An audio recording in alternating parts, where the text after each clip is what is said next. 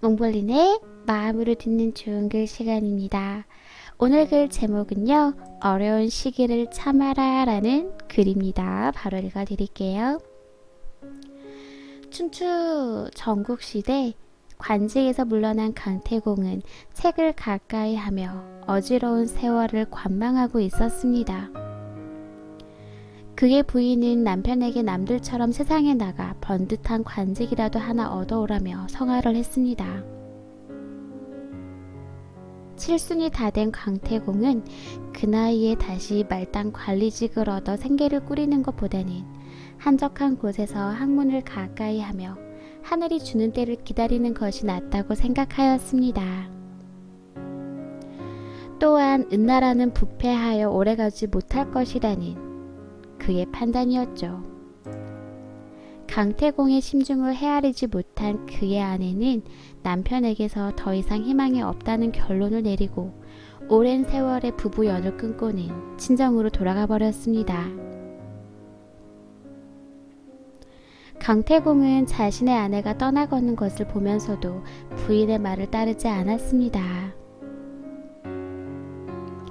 새로운 시대가 열리고 하늘이 이 기회를 주면 언젠가는 세상으로 나아가 배우고 익힌 학문을 토대로 새 나라를 건설할 수 있을 것이라 생각하였습니다.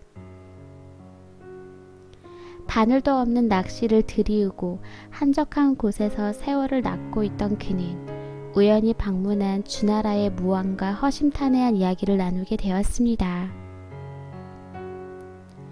강태공과 이야기를 나눈 무왕은 그의 지식과 학문에 감탄하여 자신의 스승으로서 국정에 대한 자문관이 되어줄 것을 요청하였습니다.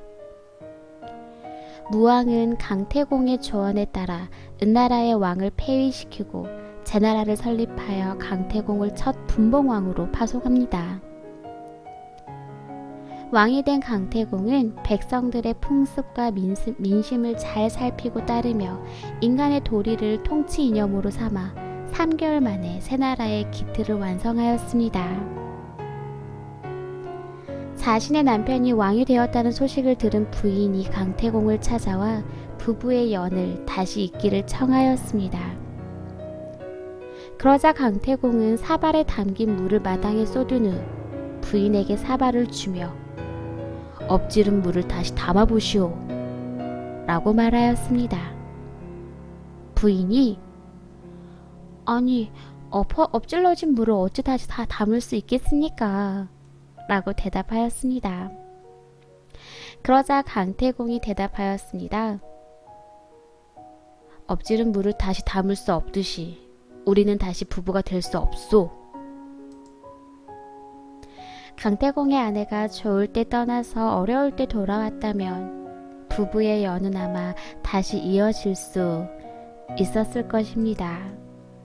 그러나 어려울 때 떠난 사람이 좋을 때 돌아와서 다시 좋은 관계로 이뤄지길 바라는 것은 욕심 때문임을 누구라도 알 수 있겠죠? 그는 이미 신뢰를 잃은 사람입니다. 좋을 때는 아무것도 참을 것이 없죠. 아무 문제 없는 것을 참을 수 없다면 그것도 큰 문제라고 할 수는 있으나 살만한 상황에서 인내를 배울 수 없는 것은 분명합니다. 인내는 어려운 상황에서만 배울 수 있다고 합니다. 어려움을 당하는 것이 좋은 일이라고 할 수는 없지만 참는 것을 훈련하기 위해 그만한 과정은 없습니다.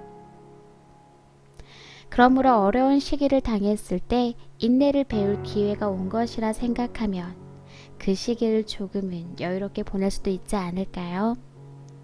오늘의 마음으로 듣는 글 첫 번째 글이었어요.